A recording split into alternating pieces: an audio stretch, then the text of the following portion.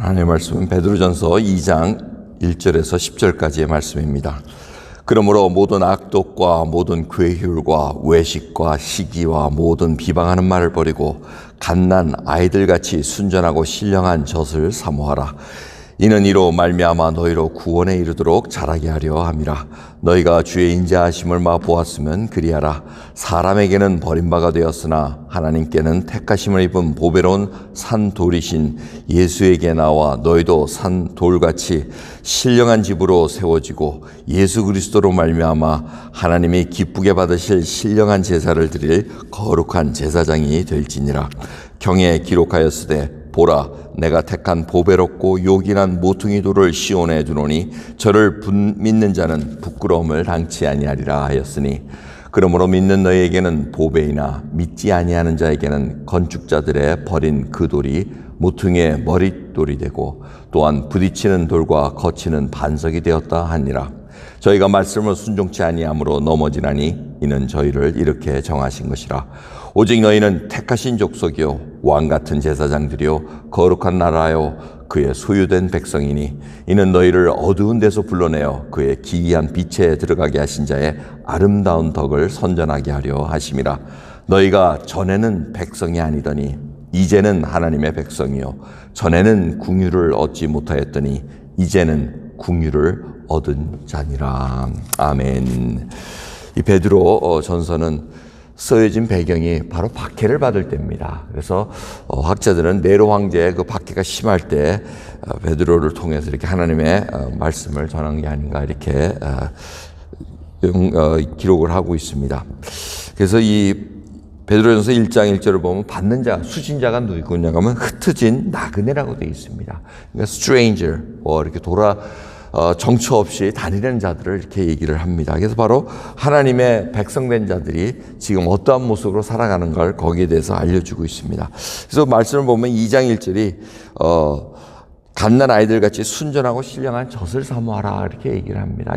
이게 지금 박해를 받는 자에게 있어서 지금 믿음이 자라야 된다고 얘기를 합니다. 믿음이 자라야 되는데 그 방법은 젖을 사모하듯이 젖이라는 것은 바로 말씀을 얘기합니다. 왜 말씀을 얘기하냐면 1장 24, 25절 이렇게 쭉 읽어보시면은 하나님의 말씀으로 항상 모든 것이 일어났다는 것, 말씀으로 거듭났고 말씀으로 지금 너희들이 들었다는 얘기입니다. 그래서 그 말씀을 인해서 자꾸 말씀을 듣고 사모함으로 말미암아 지금 이 일이 성장되고 구원에 가까워진다는 것입니다.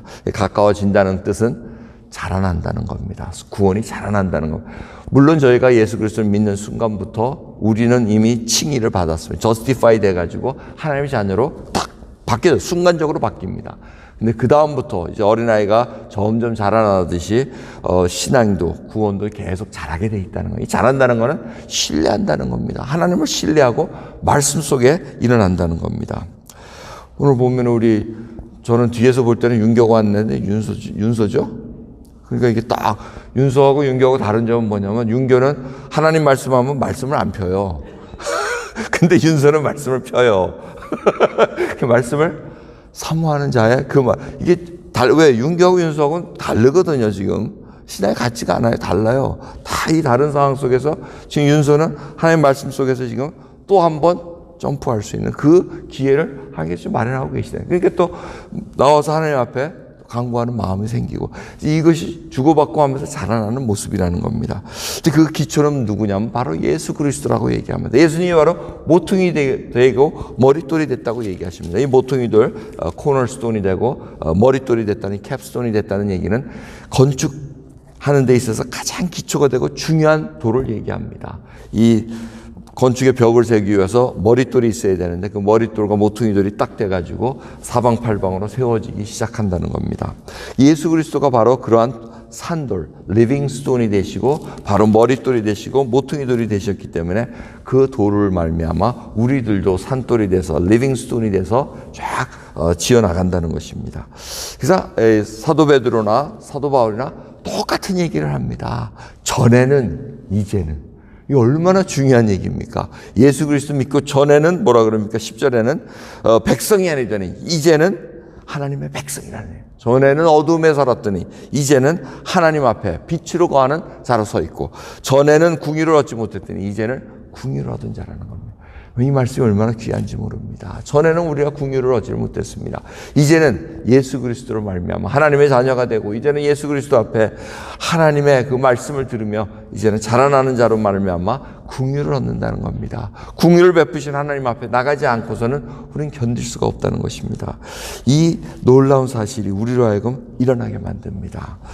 여러분, 이 베드로 전서가 쓰여진 당시에는 많은 기독교인들이 힘들게 신앙생활하는 때였습니다. 자기의 믿음을 드러나면 엄청난 어려움을 겪게 돼 있습니다.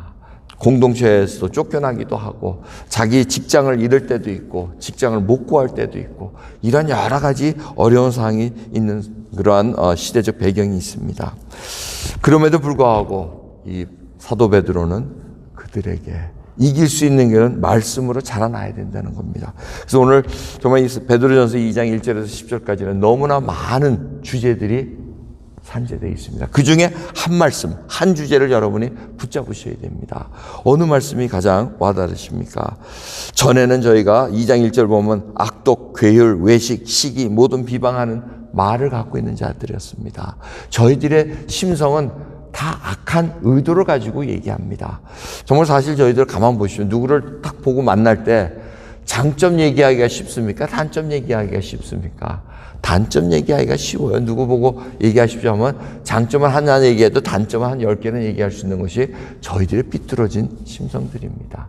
그러기에 이제는 그걸 버려버리고 이제는 정말 예수 그리스도를 닮는 그 모습으로, 예수 그리스도의 그 겸손함과 예수 그리스도의 그 온유함으로 하나님의 그 사랑 속에 붙잡힌 바 돼가지고 말씀으로 전하고 증인이 되는 그런 삶을 이루나가기를 원하신다는 것입니다. 여러분, 우리는 자라나야 됩니다. 구원을 자라난다는 것은 바로 하나님을 의지하고 살아가는 겁니다. 오늘 찬송처럼 주의 영원하신 팔 함께하사 항상 나를 붙드시니 어느 곳에 가든지 요동하지 않으면 주의 팔을 의지합니다. 여러분, 진정으로 주님을 의지하고 계십니까? 그분 없으면 하루라도 못 산다는 그 믿음의 고백으로 오늘도 하루를 시작하지 않으시겠습니까? 기도하겠습니다. 하나님 감사합니다. 오늘도 저희들 말씀 있기에 게으르지 않고 말씀으로 무장된 자로 서기를 소원합니다.